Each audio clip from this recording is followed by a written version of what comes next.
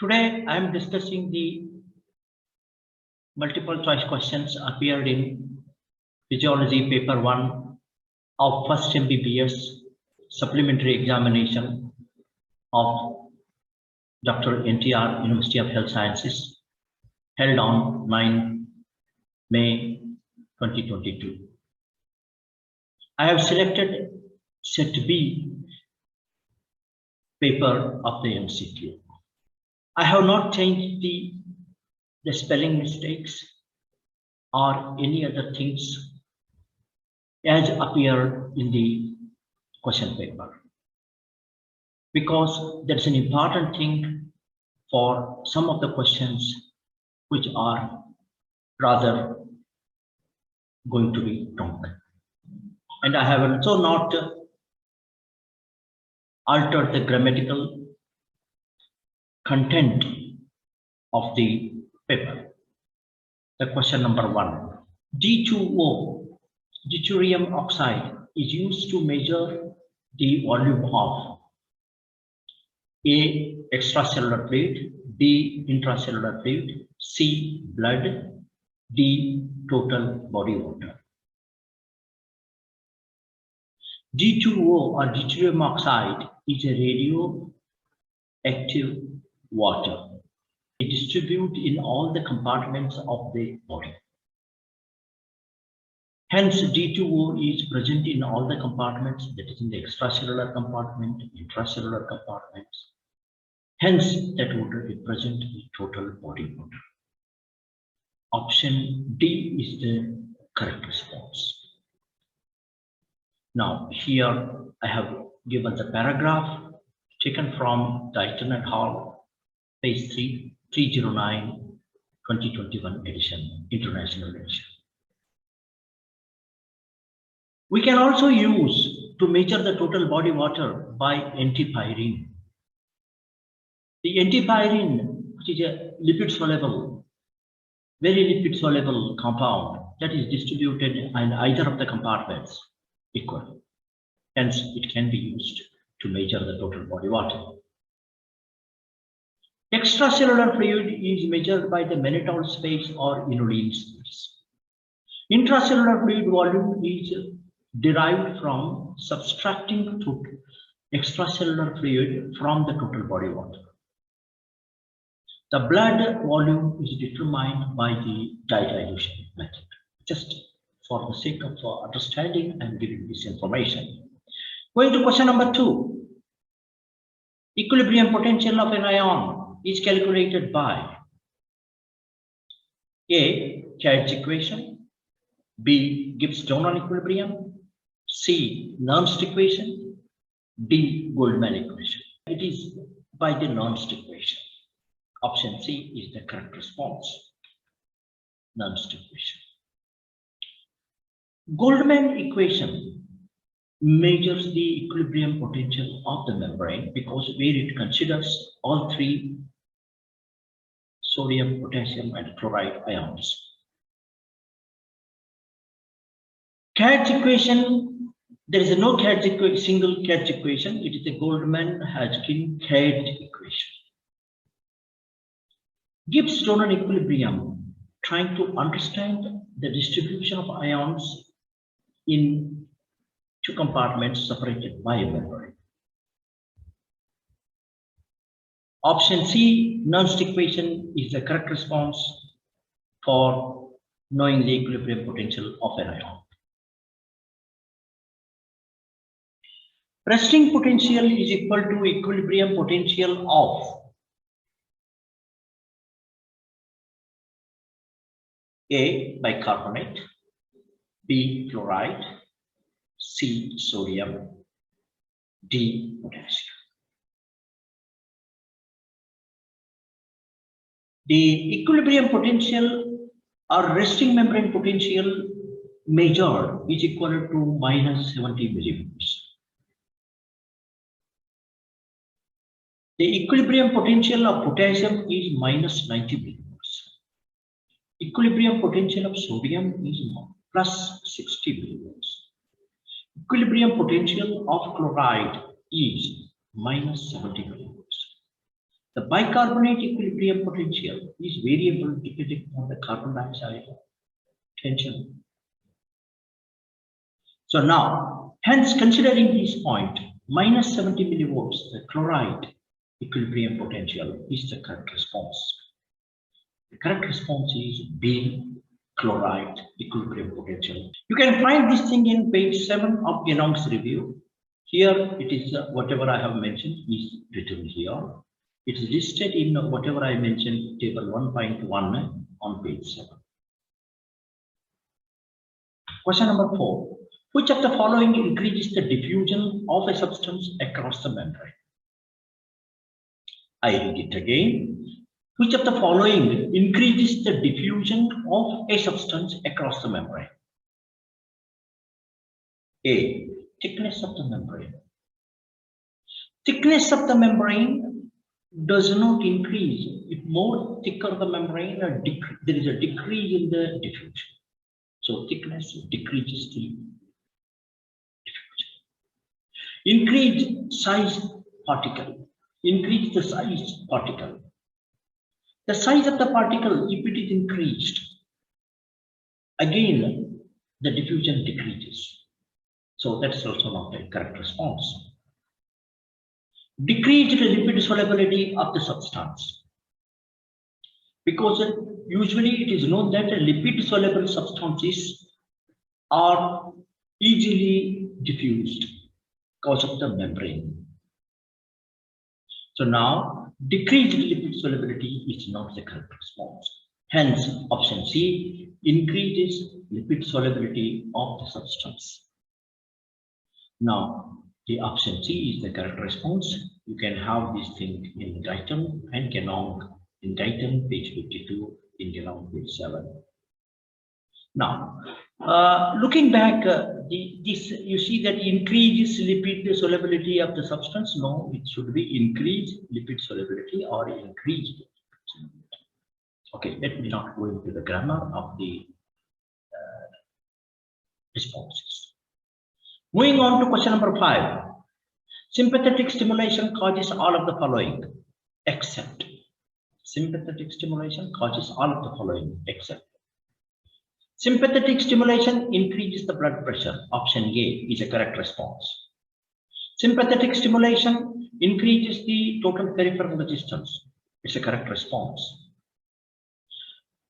Option D, sympathetic stimulation increases the heart rate. That's a correct response. Now what's left? Option C, increase in venous capacitance. Sympathetic stimulation produces the venular and venous constriction. And by doing so, the capacitance or the amount of blood present in the veins and venules is diminished. So thus it diminishes or decreases the venous capacitance. The veins are also known as the capacitance vessels. So because of the constriction, this decreases the venous capacitance. So option C is the correct response for this question. You can find this thing in Gastrin et al., page 555 or 556. Moving on to the question 6. Cardiac output can be determined by all except. Option A, echocardiography. Yes, we can determine the cardiac output by echocardiography. B, thermodilution methods. Yes, we can determine the cardiac output by thermodilution method. C, fixed principle. Yes, by fixed principle, we can measure or determine the cardiac output. Now, option D is a V by O response. I don't know what is this V by O response. I guess it is V by Q response, the ventilation perfusion ratio. Now, ventilation perfusion ratio is nothing to do with the measurement of the cardiac output. Though I consider it as a ventilation perfusion response, but I would consider only as a V by O response. Hence, option D, V by O response, is the correct for this question, is correct response for this question. And you can find this thing in page 514 and 515 of Genong. Question number 7. At rest, contribution of atrial systole ventricular filling is about. In ventricular filling is about. So A 80%, B 20%, C 50%, D 65%.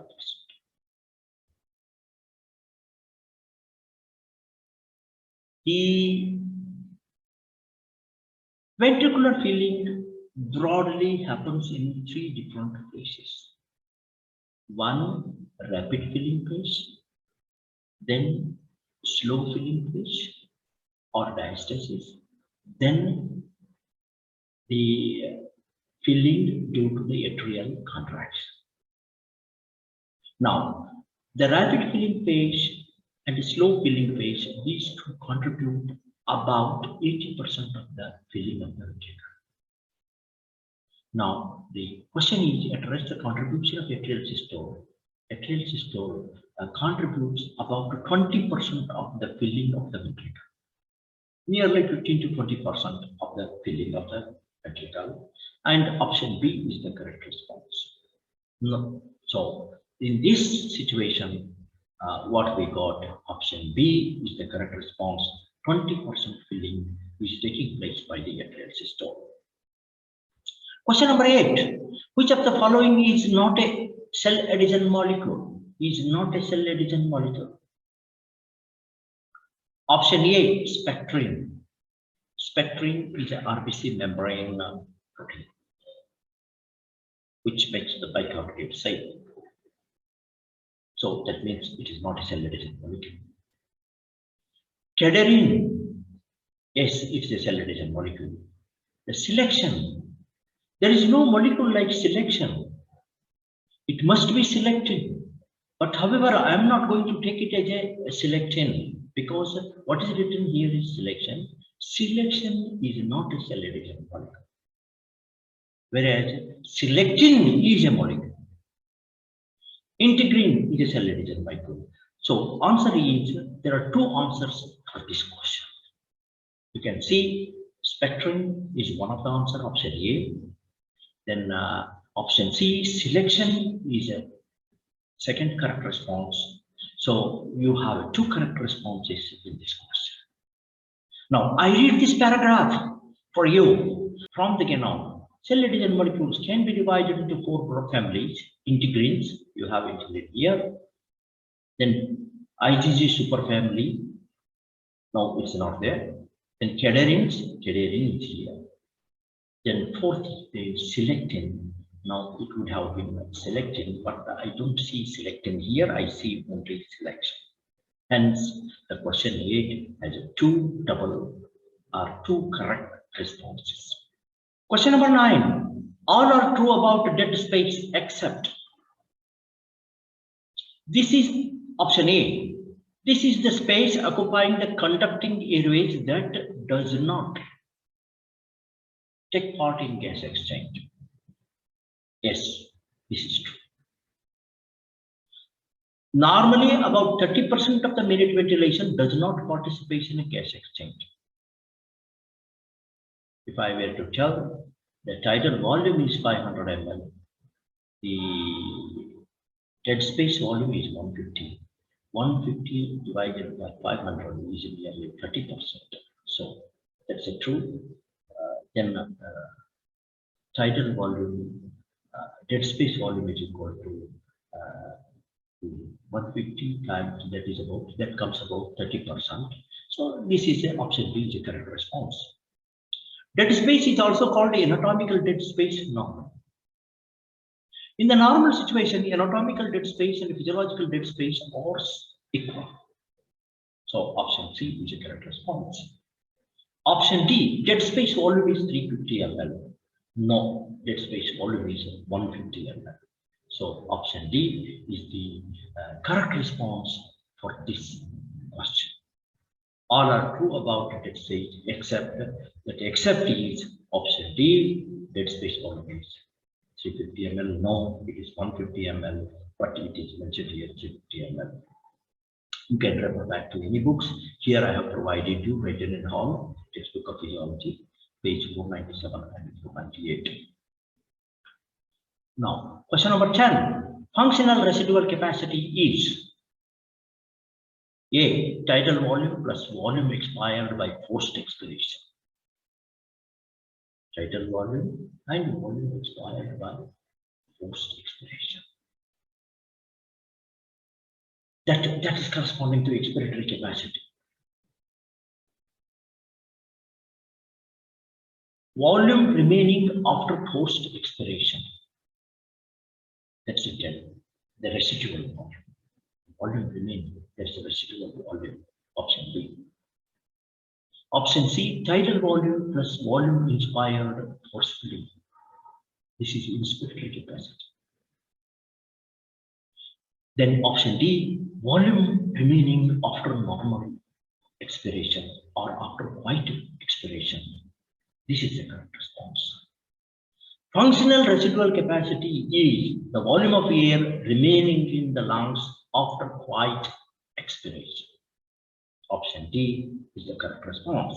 Option D is the correct response.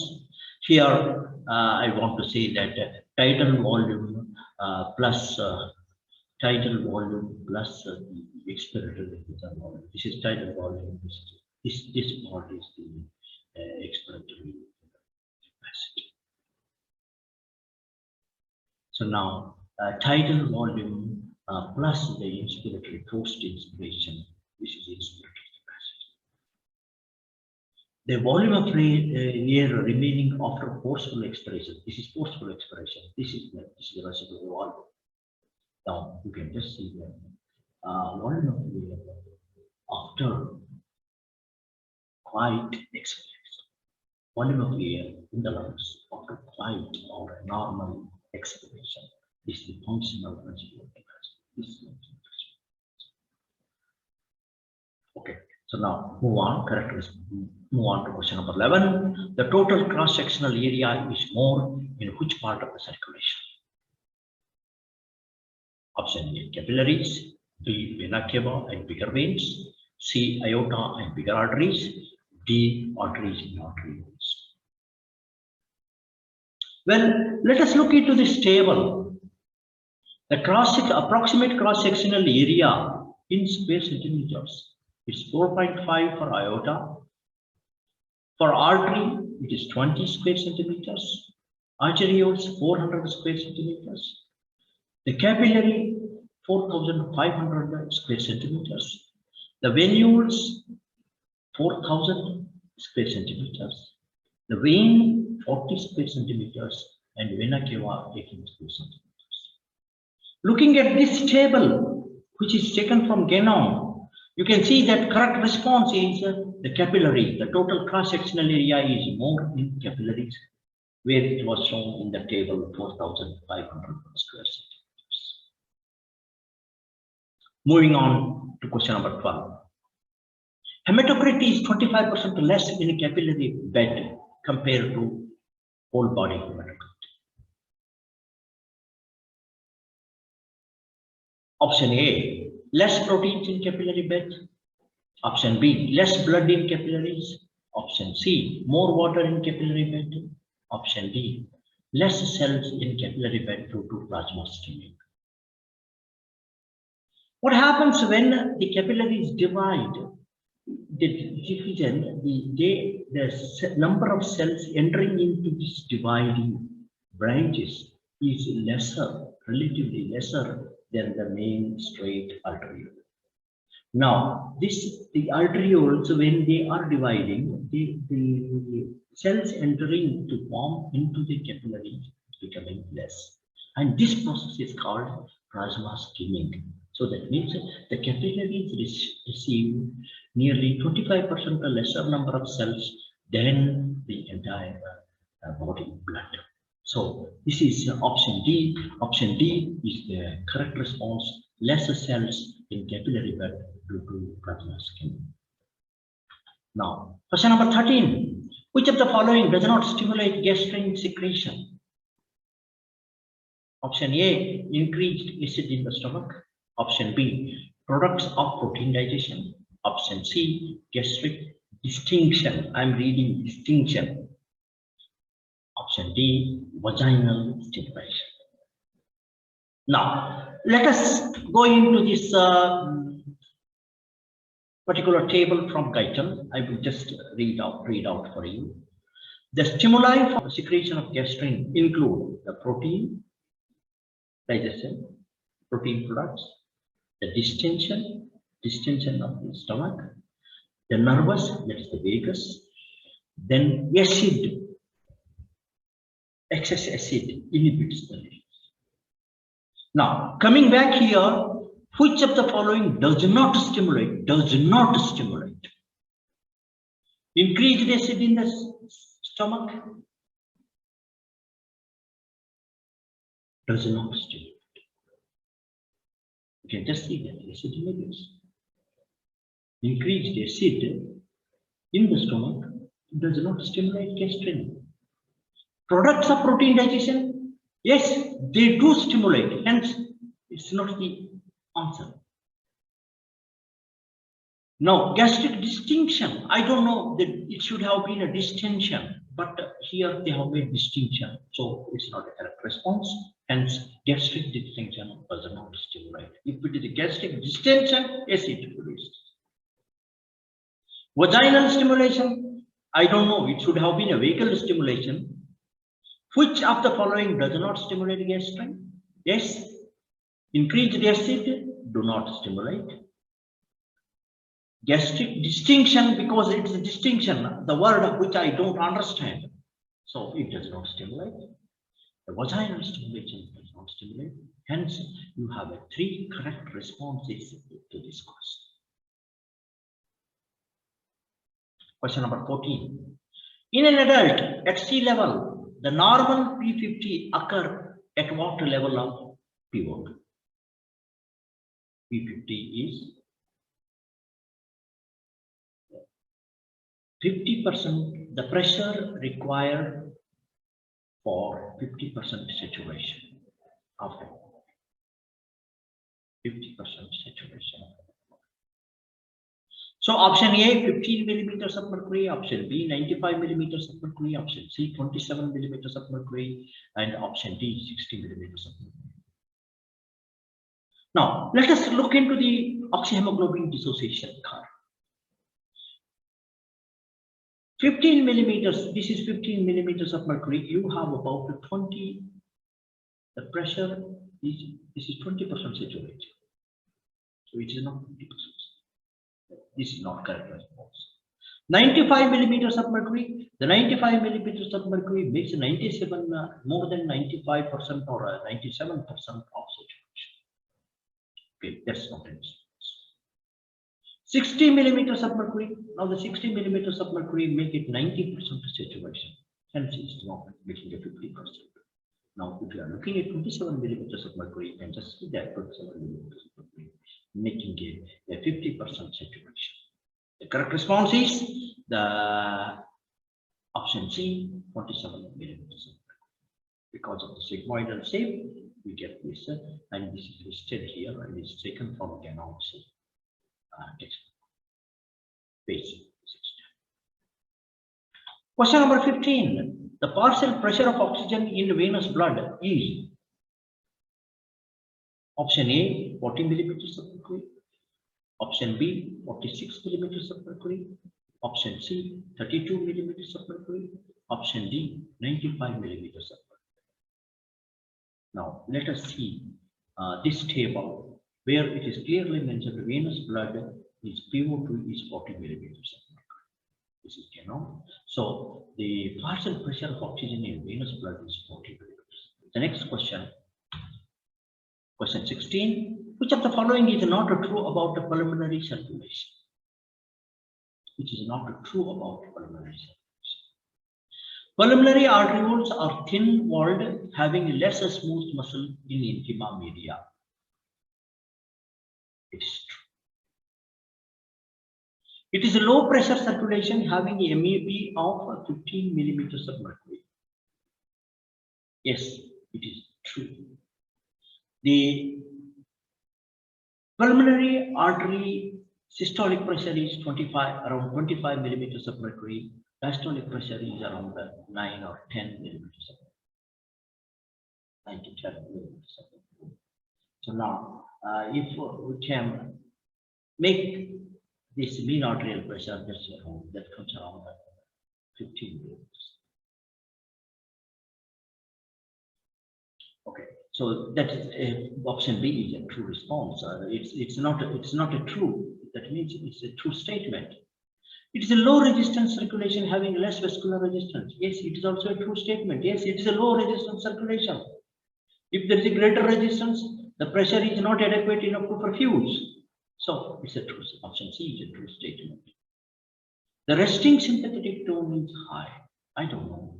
So resting sympathetic tone remains same whether in systemic circulation or in pulmonary circulation. It's nothing to do with the pulmonary circulation or whatever. So it may be true for everything, for the entire body. So option D is the correct response for this. This is the not true. The resting sympathetic tone is high. This is not a true statement regarding the pulmonary circulation. The answer is D. Resting sympathetic tone is high.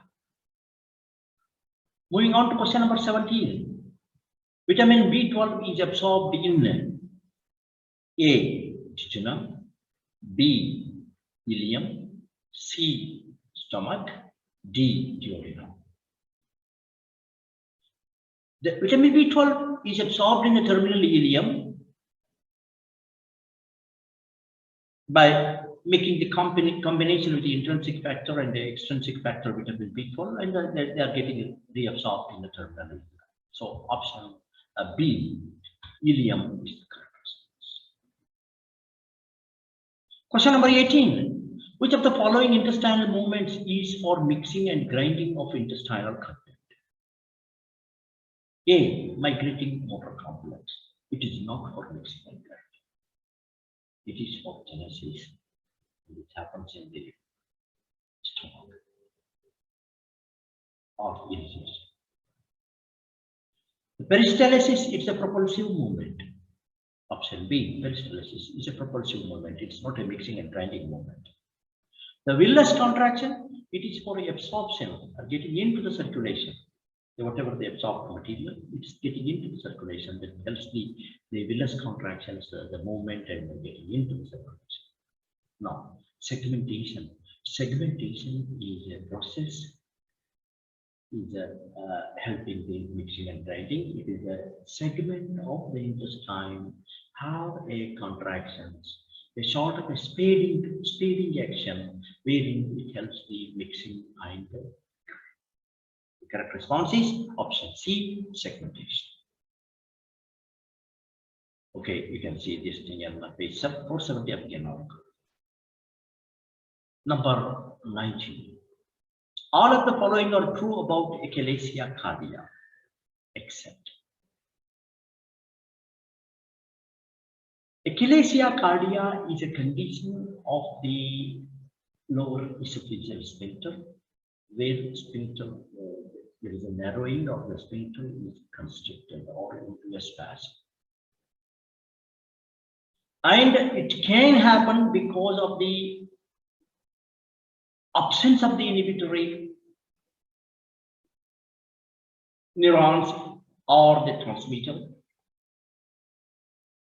or because of the absence of the mesenteric plexus. So that's resulting in a dilatation of the esophagus, and with a narrow opening. That dilatation of the esophagus and a narrow thing will make a rat tail. Rat and a tail will be the meal. So now let us see what I told about Echolasia cardia, what it's all about. Now, Echolasia cardia, all are true regarding Echolasia cardia except neurotransmitter VIP and NO are deficient. VIP and NO are individual neurotransmitters. Yes, that's true. Failure of lower esophageal sphincter to constrict is the major problem in this. The failure of lower esophageal sphincter to constrict. That means if it fails to constrict, means it dilates. So it is not happening. It's not dilatation. It's a constriction. So option B is the correct response. It's not a true statement. Then option C, right tail in barium X-ray is a typical finding. Yes, I mentioned about the dilatation and a narrow opening. So fat tail in barium nil. Then deficiency of meyenteric plexus of lower esophageal sphincter is the cause. Yes, meyenteric plexus is excitatory, and that also will be resulting in the non-transmission of the peristaltic. So the correct response to this question is failure of LES to constrict is the major problem of this disorder. This is the correct response. You can find this thing in page 473 of the Genomes. Question number 20. Pancreatic juice, rich in water and electrolytes, poor in enzymes, is secreted in response to A. Pancreogymin. No. Pancreogymin secretes the enzyme-rich secretion. Enzymes. B. Cholecystokinin. Cholecystokinin and pancreogymin are one and the same. And it was known as CCK PZ. Sometimes we use CCK nowadays. So now, cholecystokinin, again, it increases the enzyme-rich secretion, or it produces the enzyme-rich secretion. Proteins. The proteins, they stimulate pancreogymin or cholecystokinin to secrete the enzyme-rich secretion. Again, enzyme-rich. Secretin. Secretin is the hormone secreted from the first part of the duodenum or duodenal this thing upon the arrival of acetyl, which would stimulate, and then that would increase the secretion of bicarbonate and water to neutralize the acetyl. So now secretin is the correct response. So now you can have the secretin as a correct response to question number 20. Okay, so now, having said that, overall summarizing, I have two questions. We have having more than one response is correct. Question number 8, two responses A and C. Responses A and C are correct. Selection is not a cell adhesion molecule. Selectin is a cell adhesion molecule. So hence you have two responses correct for question number 8. Question number 13. Three responses are correct. Responses A, C, G are correct responses. Further, there is no word like a gastric distinction. There is a typo error, I agree, but I am an exam going student. I don't understand distinction. Distinction is another word. So it is not a distinction. Okay, so option C is a gastric distinction. No, it's not a correct. Hence, we have three correct responses to question number 13. Okay. Hope you can analyze your own questions when the Dr. NTR University releases the key for these questions, and after that you can just check your responses and find your own score. Thank you very much. Please subscribe to the channel. Leave comments in the box. Mention any topic or question to be discussed by me, or any MCQs to be discussed. I shall be happy to do that. Thank you.